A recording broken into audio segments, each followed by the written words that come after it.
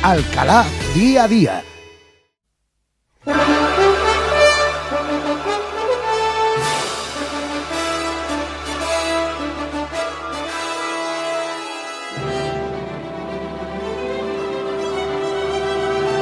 Nos interesa conocer un poquito más de la historia de esta gran ciudad, por eso buscamos siempre los conocimientos del profesor.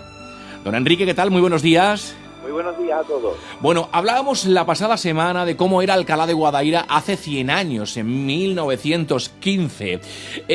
Pero hoy nos vamos a acercar a la figura de una persona que fue realmente importante para esta gran ciudad. Estamos hablando de la figura de Cristóbal de Monroy Silva, que fue historiador, dramaturgo y poeta del llamado Siglo de Oro, y que fue pues una persona importante, muy importante para Alcalá de Guadaira en la época, pero sigue siéndolo también en la actualidad. Enrique, nos gustaría profundizar un poco más en la figura de este personaje alcalareño. Bueno, pues hoy nos vamos al siglo XVII, a uno de los alcalareños más ilustres que nuestra tierra ha dado, don Cristóbal de Monroy. Vamos a conocer un poco más a este personaje que, si bien es conocido hoy popularmente por el Instituto Cristóbal de Monroy, el primer instituto público que tuvo la ciudad, no es ni mucho menos ni el fundador del instituto, ni el que heredó el instituto, como algunos de nuestros jóvenes jocosamente dicen, ¿no? Es un personaje de la literatura del siglo XVII importantísimo, de la literatura española y sevillana del siglo XVII, que nació en una familia de hidalgos de Alcalá.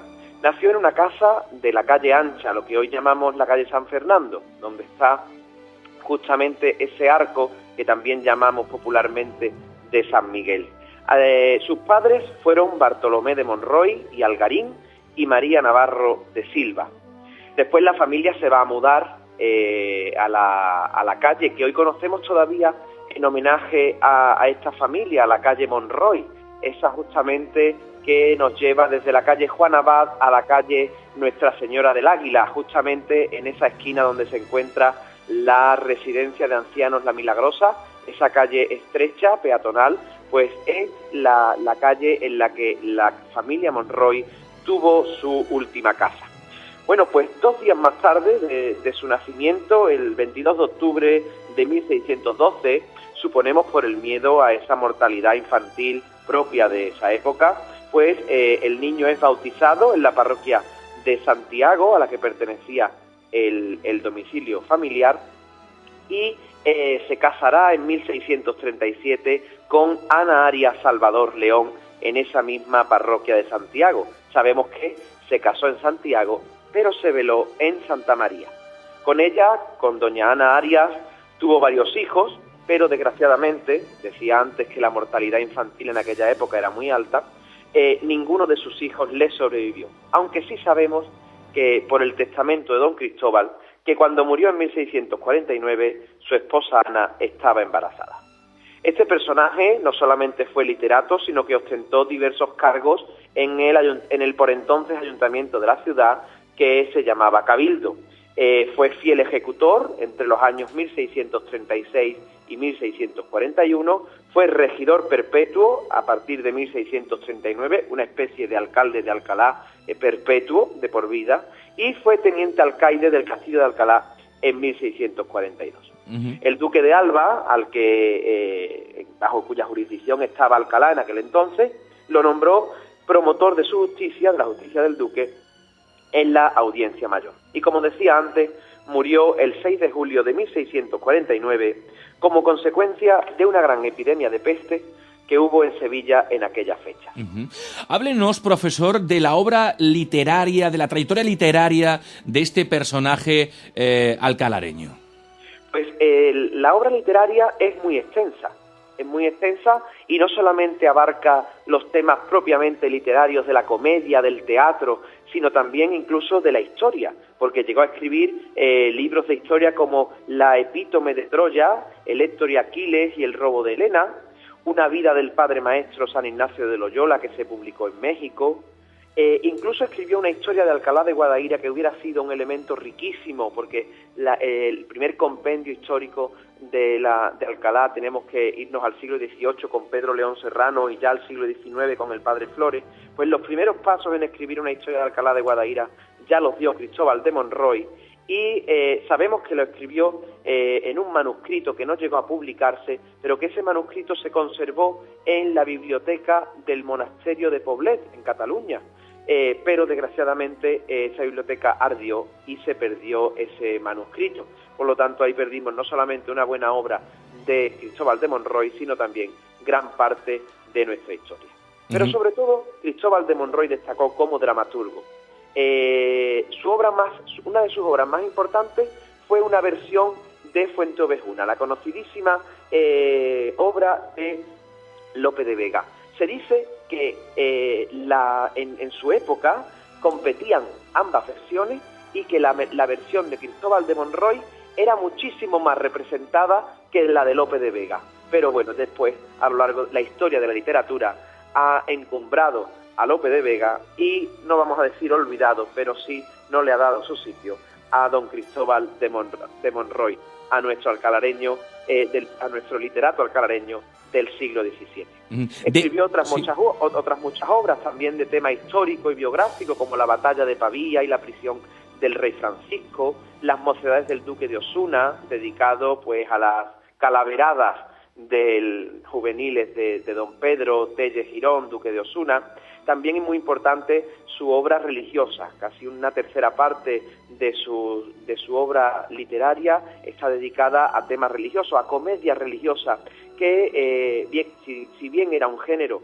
muy querido y muy popular, por supuesto tratado también en algunos momentos con carácter cómico, no hay que olvidar que esto ayudaba a don Cristóbal a aparentar una cierta ortodoxia para no levantar las sospechas de la Inquisición. De modo que así, con la popular expresión de que se ponía el parche antes de que saliera el grano, a don Cristóbal se le reconocía una religión intachable gracias a reflejada gracias a su obra literaria religiosa, entre las que podemos destacar El gigante cananeo San Cristóbal, Los príncipes de la iglesia San Pedro y San Pablo, La sirena del Jordán, Escarmientos del pecado y fuerza del desengaño, en el que curiosamente se narra una fiesta en honor a la Virgen de los Ángeles en Alcalá, incluyendo incluso una romería. También Los celos de San José, Más vale a quien Dios y ayuda, No hay más saber que salvarse, San Bartolomé en Armenia, muchas comedias de corte religioso. Y también vamos a cerrar este capítulo de la obra literaria con dos autos sacramentales. El más conocido, Las grandezas de Sevilla, que aunque mantiene las características propias del auto sacramental, no tiene realmente un fin religioso. Es más bien una alabanza a Sevilla, comenzando con una exaltación de su catedral y recorriendo todas esas grandezas que le dan título a esta obra, pero que realmente son esos grandes monumentos, esas grandes construcciones, esas grandezas de Sevilla que recogió en esa obra don Cristóbal de Monroy. Así, para abrirse así, él tuvo esa intención, para abrirse así las puertas del público sevillano y hacerse conocido en el teatro de la Sevilla de la época.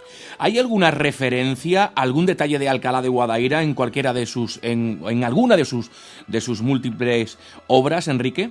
Pues mira, además de la que te acabo de comentar, de esa romería y fiesta en honor a la Virgen de los Ángeles, hay una obra importantísima e imprescindible de don Cristóbal de Monroy, que se dedica a la iglesia de la Virgen del Águila.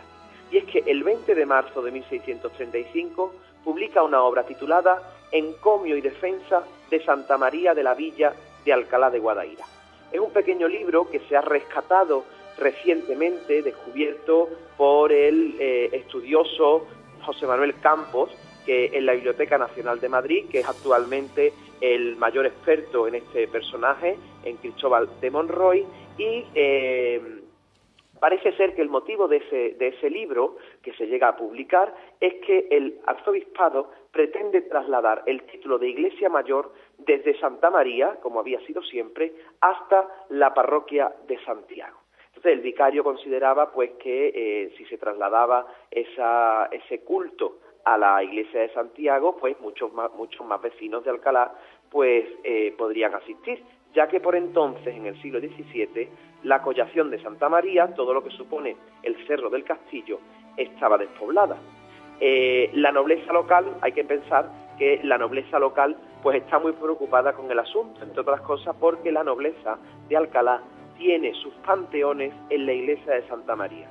De modo que Cristóbal de Monroy hace de portavoz, unido por supuesto a la profunda devoción que como alcalareño profesa a la Virgen del Águila, y hace una defensa a ultranza de la patrona y de su templo, lo que realmente es un conflicto de intereses entre los nobles alcalareños y muy especialmente del propio Monroy, que tiene el panteón familiar de su familia, pues se encuentra en esa iglesia, ¿no? Entre sus palabras, pues fíjate qué texto tan curioso, dice: el despojo de una iglesia tan grave y tan antigua, cuyo fundador, como consta de auténticas escrituras, fue el santo rey don Fernando, el tiempo que estuvo detenido en la villa de Alcalá después de haberla ganado.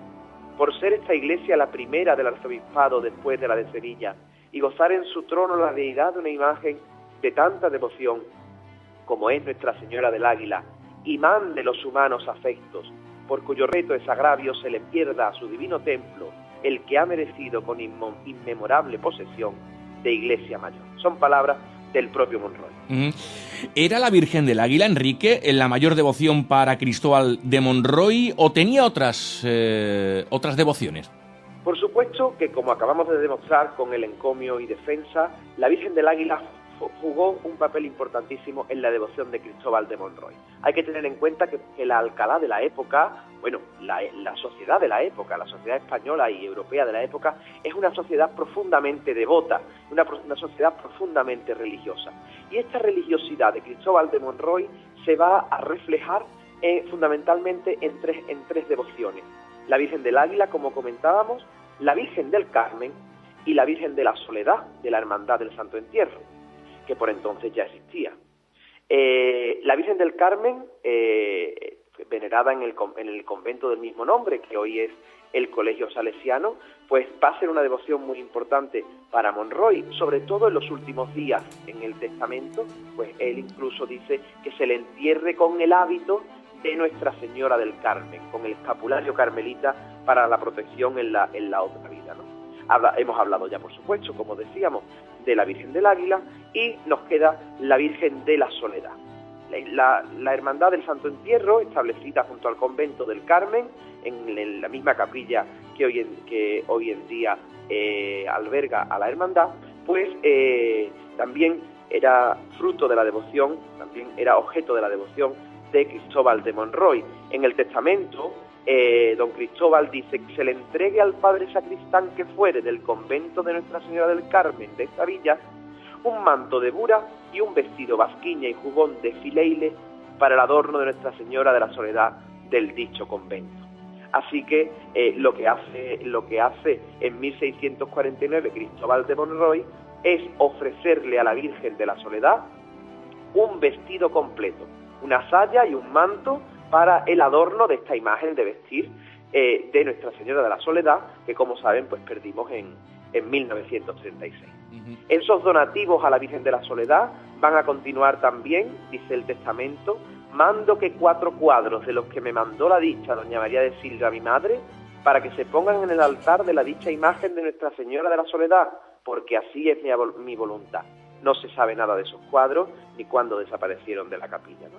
Incluso, bueno, la hermandad sostiene que en la capilla, que es el antiguo sagrario del convento del Carmen, están enterrados los restos de Monroy tras la aparición de unos huesos en unas obras de la solería hace unos 30 años, ¿no? Así que la hermandad colocó en la capilla del Santo Entierro, justamente a los pies del Señor de la Buena Muerte, pues hay una lápida en la que se dice que allí está enterrado don Cristóbal de Monroy, pero que no existe documentación alguna que así lo atestigue. Entonces, porque ahora veremos que el momento de la muerte de don Cristóbal fue muy complicado y no se pudo enterrar donde él finalmente quería, ¿no? Porque nos contabas, Enrique, que murió como consecuencia de esa epidemia de peste que asoló Sevilla en aquella época. ¿Cómo fueron los últimos días de este ilustre alcalareño? Bueno, pues los últimos días, como te decía, pues muere por esa epidemia de peste de 1649, una epidemia que dejó la ciudad casi en un tercio de sus habitantes, que por supuesto pues llegó también a Alcalá y los pueblos limítrofes, ¿no? En esa misma epidemia de peste muere Juan Martínez Montañés, el insigne escultor sevillano. Por lo tanto, fue una epidemia que no solamente en la cantidad de personas, sino también en la cantidad de artistas y de autores de la época que murieron en ella, ¿no? Él, afortunadamente, días antes de su muerte, el 4 de julio, hace testamento y dice que él se encuentra enfermo de cuerpo y sano de voluntad. Se ve que llega a sus últimos momentos, se ve venir la muerte y decide hacer testamento, en la que, por supuesto, él hace gala de su religiosidad. Dice: creyendo como firmemente creo en el misterio de la Santísima Trinidad, deseando salvar mi ánima. Dice: y aunque del dicho matrimonio hemos tenido diferentes hijos, Dios ha servido a llevárnoslo y al presente no tenemos hijos del dicho matrimonio. O sea que él asume en ese momento pues que se muere sin descendencia, ¿no? Deja en ese testamento, pues, deja innumerables misas encargadas al eterno descanso de su alma, ¿no? Solamente pues podemos decir que deja unas 200 misas cantadas en la iglesia del Águila, otras tantas en el Carmen, y etcétera, ¿no? Entre las peticiones, como decía, ese entierro con el hábito carmelita. Su intención es que se entierre, así lo pide, en la iglesia de Santa María, en el panteón familiar de donde ya descansaba su padre y donde había sido recientemente enterrada su madre, doña María Navarro, que había muerto en aquella misma epidemia, ¿no? Esta peste bubónica viene de África, llega en 1647 a Valencia, se extiende por el reino de Aragón y llega a Andalucía en 1649. Muere, como decíamos, el 6 de julio don Cristóbal, 2 días después de hacer testamento, y el entierro del cuerpo de don Cristóbal se ha convertido en un problema. En un problema sobre todo porque en su última voluntad de enterrarse en Santa María, en el panteón familiar, no puede cumplirse porque la muerte en esta epidemia tan grave, pues podría provocar, el enterrarlo dentro de una iglesia podría provocar que la epidemia continuara extendiéndose. De modo que en el archivo de protocolos de Sevilla se conserva un texto en el que se dice que el 9 de julio de 1649, 3 días después, es depositado en el convento del Señor San Francisco de esta villa don Cristóbal de Monroy. Consta incluso que al año siguiente, el 8 de octubre de 1650, se hacen honras fúnebres en honor de don Cristóbal de Monroy en ese convento de San Francisco, que parece ser, por la documentación, que fue la última morada y donde reposaron los restos, donde reposaron y donde reposan los restos de don Cristóbal de Monroy, un personaje poco conocido en nuestra ciudad, pero que en aquel entonces fue una de las figuras literarias más importantes de la Sevilla del siglo de oro. Poco conocido desde luego, pero una figura importante en la historia de la gran Alcalá de Guadaira. Siempre interesante las palabras del profesor Enrique Ruiz Portillo, que como cada jueves nos trae un trocito de la historia de esta ciudad, hoy basado en un personaje importante, don Cristóbal de Monroy y Silva. Enrique, ¿algo más que apuntar, que añadir a la figura de este ilustre alcalareño? Pues nada más, desear que los alcalareños que hoy nos escuchan y que ahora lo hacen también gracias a la técnica a través de Facebook y a través de el canal de Radio Guadaira en YouTube, pues que disfruten de estas historias de nuestro pueblo, de estos personajes, de estas personas, de estos lugares, de estos acontecimientos que semana a semana narramos en este apartado y que no busca más que eso, ¿no? Que conozcamos un poco más nuestra ciudad, que tan grande es. Así es, gracias por su colaboración a esta casa, a Radio Guadaira. Gracias. Buenos días. Gracias, buenos días. Hasta la semana que viene.